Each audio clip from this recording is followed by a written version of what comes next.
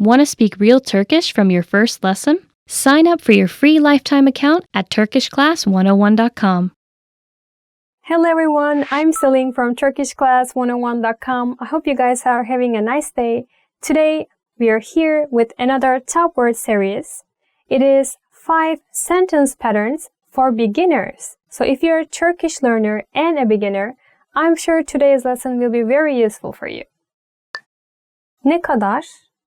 How much for? Number 1. Ne kadar? Blah blah blah. Ne kadar? How much for? How much for? So, ne kadar is used to understand the price of something or the value of something. So now let me give you different examples so you can understand this grammar, this sentence pattern better. Bu kıyafet ne kadar?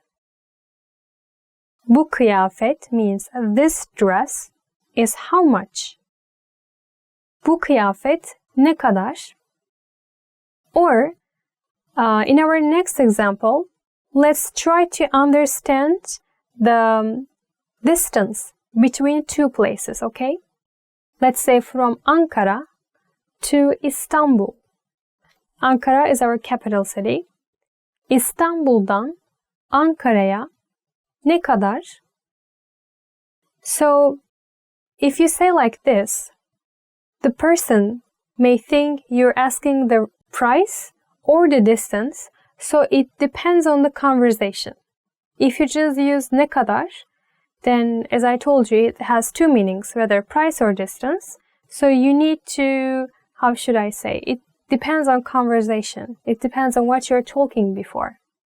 İstanbul'dan Ankara'ya ne kadar? Biliyor musunuz? Do you understand? Biliyor musunuz? Biliyor musunuz? Do you understand? Or actually it means do you know? Do you know? Do you understand? Biliyor musunuz? When you say a fact about Turkey, and if you end with biliyor musunuz, it means you're asking the other person, oh, did you know this fact about Turkey? Okay, let's give an example for better understanding. Turkey's capital is Ankara. Let's ask if the other person knows that or not. Türkiye'nin başkentinin Ankara olduğunu biliyor musunuz? Türkiye'nin, Turkey. Başkentinin means its capital. Ankara, Ankara.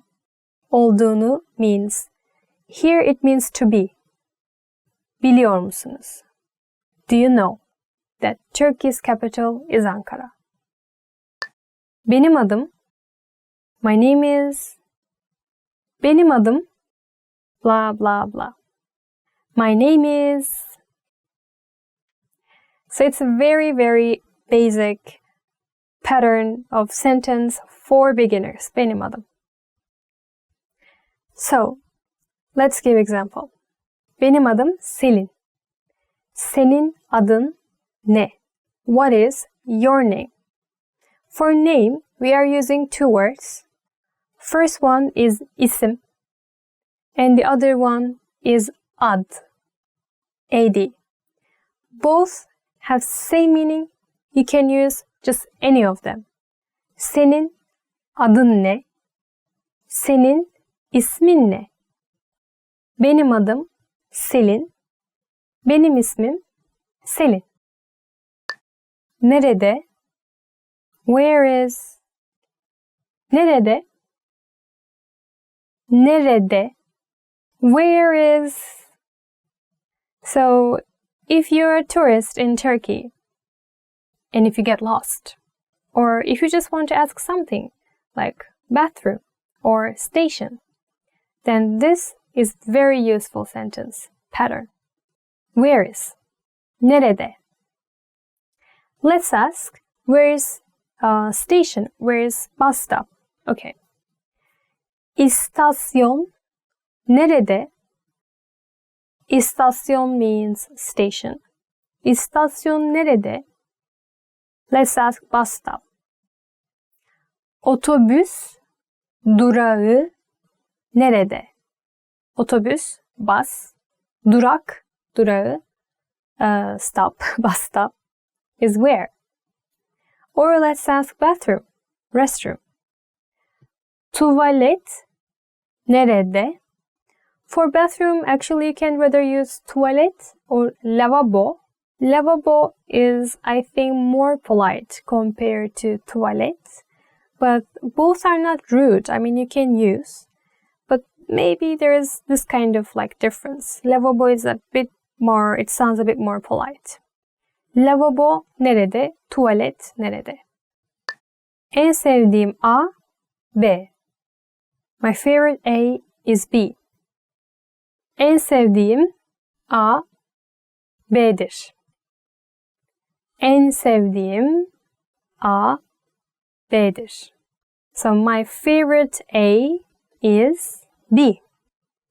En sevdiğim is so useful phrase, I think. You can use for anything if you want to introduce yourself. If you want to tell the other person your favorite city, music, food, everything. So, let's start our examples. En sevdiğim yemek köftedir. So in this example, en sevdiğim is our, how should I say, pattern, right? En sevdiğim, my favorite. And A in this example is yemek. Köfte in this example is B. So en sevdiğim yemek köftedir. My favorite food is meatballs. Or let's talk about music. En sevdiğim müzik grubu Manga'dır. I'm also giving information about myself. So en sevdiğim müzik grubu is what? A, right? And then Manga, it's a name of a like band. Manga here is B. So my favorite band, music band is Manga. My last example is for the cities. En sevdiğim şehir Antalya'dır. En sevdiğim şehir, şehir is A here, Antalya'dır, B. My favorite city is Antalya. You can just give so many examples. Try it. Okay, that's it for today. I hope it was useful for Turkish beginners. I hope to see you guys in the next video. Don't forget to visit our website, turkishclass101.com, and don't forget to subscribe our channel. Bye bye!